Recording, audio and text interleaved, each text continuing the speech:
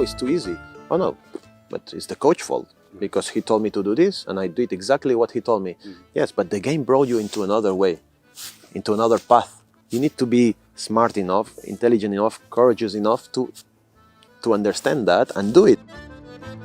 On a chilly Sunday afternoon at Stadio Giuseppe Signaglia, overlooking Lake Como, we were in the company of one of the most successful midfielders of his generation.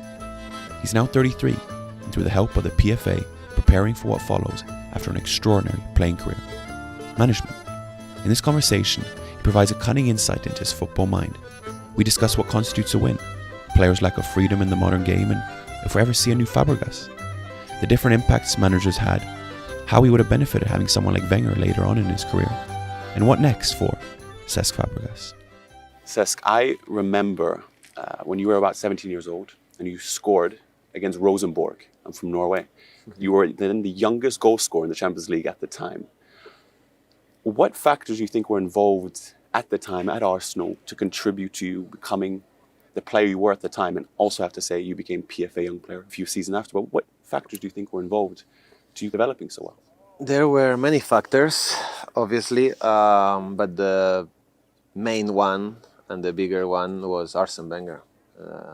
It has a name and a surname. Arsene Wenger is definitely the main reason why my career started so early and in such a positive way. Obviously, I worked really hard. I was very positive and I really believed that I could do it. But, it's not easy, to give debut or chances to such a young kids, because we are still kids at that time, when you're 16, 17. And sometimes you don't play as well as maybe the coach would like to, but he still keeps, bringing you on and putting you and trusting you, teaching you. And that just gives you positive vibes, confidence in what you're doing, belief. And I just think that it was the best thing that could have happened to me in this way. I came across an anecdote from Wenger where he said, beyond just the trophies and the achievements, what really stayed with him was the human things, the 5 minutes where you played the perfect game. I guess that goes along what constitutes a win. Is it about the 3 points? Is it about playing the perfect game? You could now soon heading into management. How do you see that? Yeah, that's a good question, because there's no right or wrong answer, because everyone have their beliefs. Everyone sees football or life in a different way.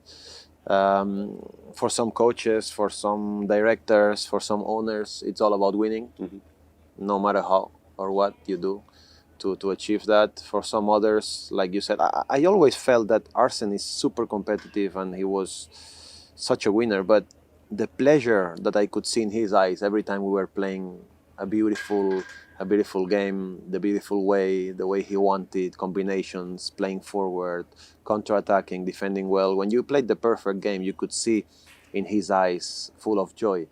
So I think he was a bit of a romantic as well of the game being played in the right way. And here again, the same question: what is the right way?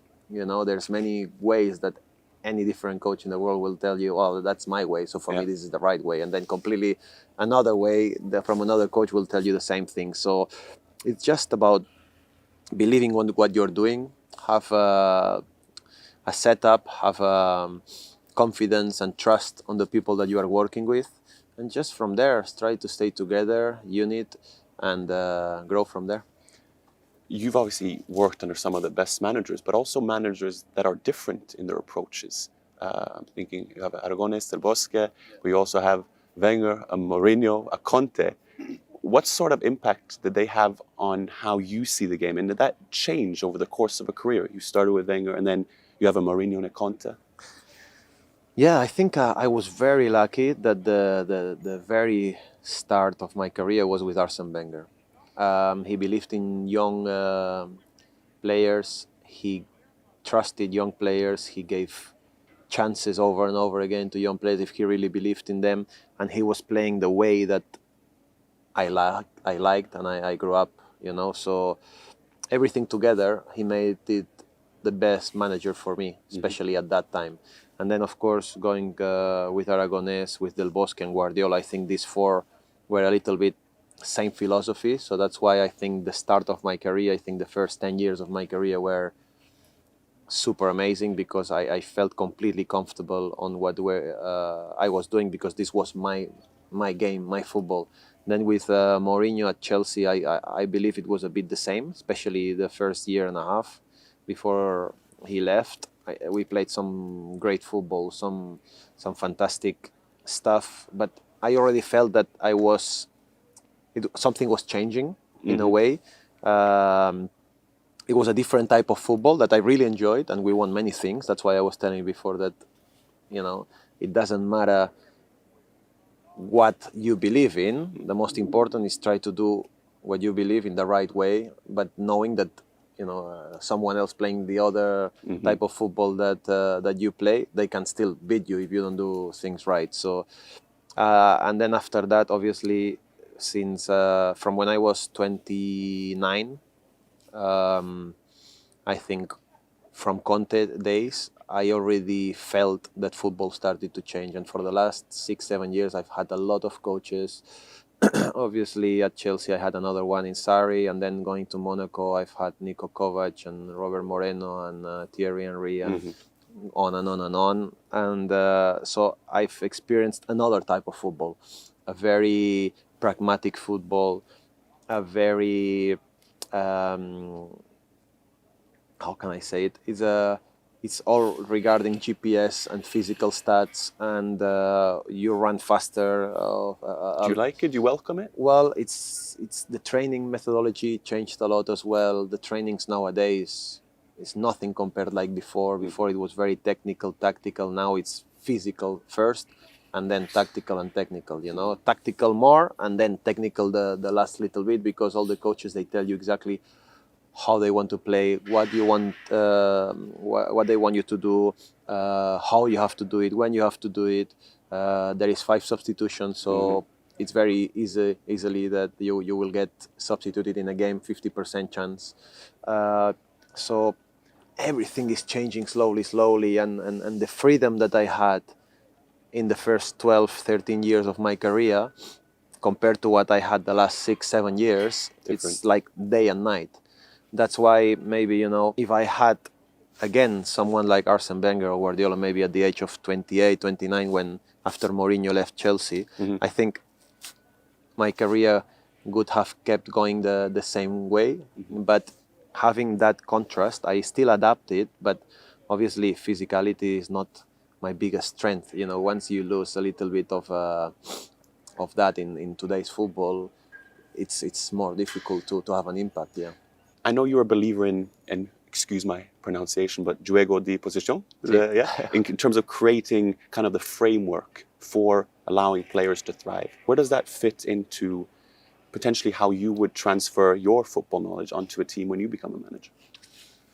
Well, as I said today, it's different to before. We mentioned that before, but I think el juego de posición, as you well mentioned, sometimes we make a mistake thinking that juego de posición means that you have to be always on the space that they tell you. But football is so complex. Football takes you into so many different aspects in a game, into so many different situations, that if you tell a player all the time when they do these squares in training, oh, this is your zone, this is where you have to move. Football is not like that. Sometimes the game will demand that you go a little bit more into the right, into the left, defensively and offensively. And I think sometimes we're just making players so robotic, just looking at one way when there is so many other things happening in the game. Now it's like sometimes I feel I could play right back. Okay. Because everything is so robotic in a way, so studied, so pre-done in the training sessions that of what this guy have to do, that you see it as a midfielder because you see it every day, and you're like, I can do that job, because it's okay. You get the ball here, you need to do that, you need to do that. It's not like before where you had a little bit more of creativity. you could feel, you could smell, you could sense the next step, you could smell the play, you could smell if the other team was, Can we get slowing back? down. Do you think we can get back to that?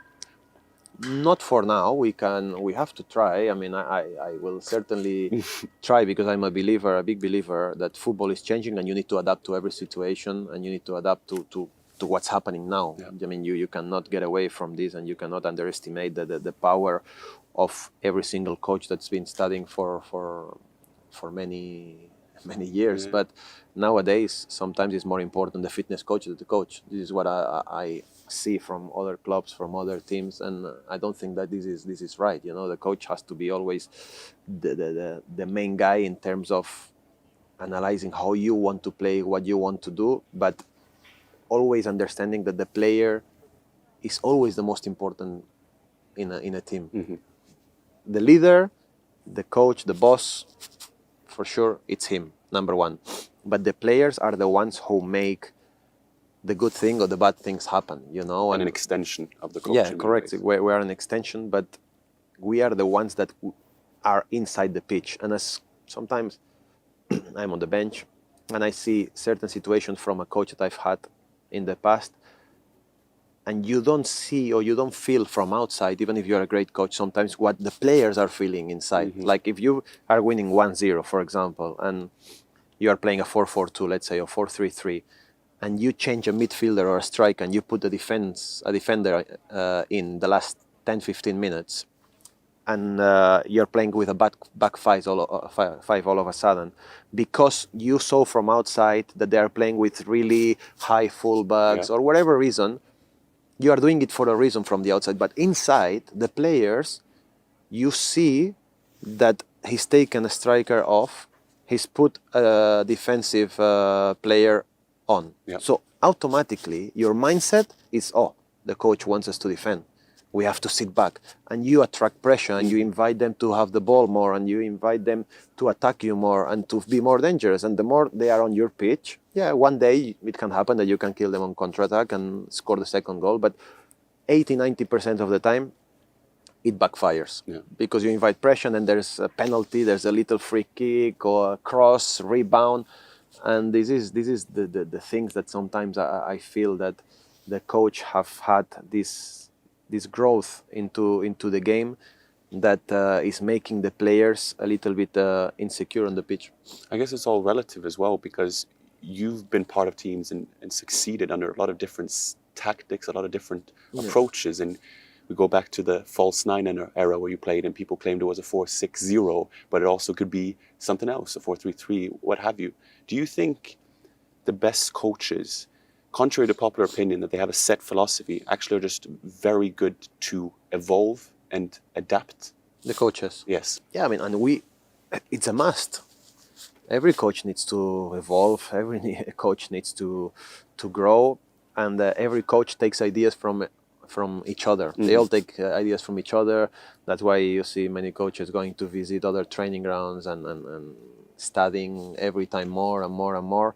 But I still believe that the players, for what I see now in World Cups, in Euros, and you kind of football is so equal now, because everyone studies each other. Everyone plays this football that I'm talking about. Most of the games are 1-1, 2-2, 0-0. Mm-hmm. How many extra times do we see?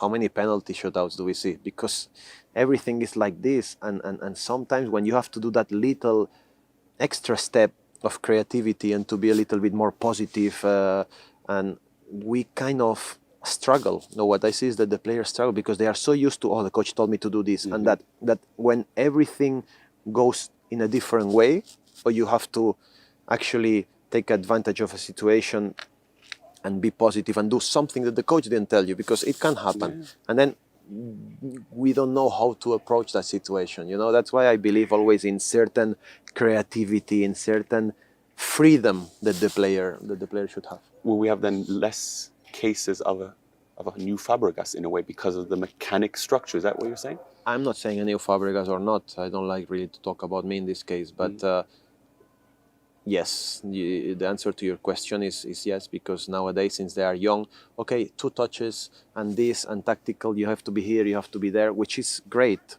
but you have to give the player the belief that he's intelligent enough to understand where the game is going. Because whatever you're doing in training, when you're doing against your teammates or you're doing it against nobody, because sometimes you do 11 against 0, and when you do 11 against 0, it's like very simple and everyone sees the pass and it's all right for some time. But when you're playing against a team that changes tactic in the middle of the game, what do? Oh my God, but me, I trained like this and the coach told me to do this.